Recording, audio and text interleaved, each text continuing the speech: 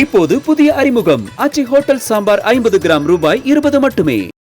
சென்னையில அரிசி மண்டி உரிமையாளர் ஒருவர் கடத்தப்பட்டு இருக்கிறார். இது தொடர்பான கூடுதல் விவரங்களை செய்தியாளர் சாலமன் வழங்க கேட்கலாம். சாலமன், வணக்கம்.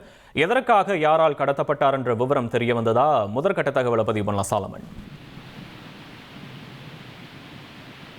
அண்ணா பிள்ளை தெருவில் அரிசி மண்டி வைத்து நடத்தி வருபவர் ஆனந்தகுமார் என்பவர். இவர் ஓல்டு வாஷர்மேன் பெட்ல இவர் வீடு இருக்கிறது. இந்த நிலையில நேற்று அவர் கடையை மூடிவிட்டு அதன் பின்னர் அவர் வீட்டிற்கு சென்றிருக்கிறார்.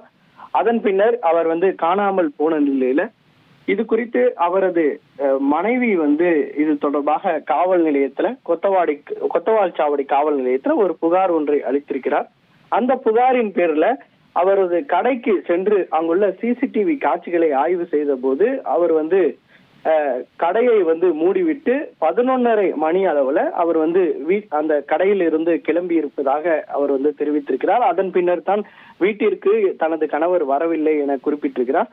அதன் பேர்ல போலீசார் நடத்தப்பட்ட விசாரணையில ராயபுரம் அருகில இருக்கக்கூடிய ஒரு மெட்ரோ ரயில் நிலையத்துல அந்த ஸ்டேஷன்ல அவரது இருசக்கர வாகனமானது மீட்கப்பட்டிருக்கிறது. அந்த நபர் காணாமல் போன நிலையில இது தொடர்பாக நேற்றிரவு அவரது ரிலேட்டிவ், அதாவது ஆனந்தகுமாரோட ரிலேட்டிவான தீபக் என்பவருக்கு ஒரு போன் கால் ஒண்ணு வந்திருக்கிறது. அந்த போன் கால்ல பேசிய ஆனந்தகுமார் எனக்கு உடனடியாக 2 லட்சம் ரூபாய் வர வேண்டும் எனவும் தன்னை கடத்து விட்டதாக அவர் கூறியிருக்கிறார். அதன் பின்னர் போனை துண்டித்திருக்கிறார். அதன் பின்னர் இந்த சம்பவம் தொடர்பாக கொத்தவால் சாவடி போலீசார் இதை கடத்தியது யார், எதற்காக கடத்தப்பட்டார் உள்ளிட்ட பல்வேறு கோணங்கள்ல விசாரணை நிகழ்த்தி வருகின்றனர்.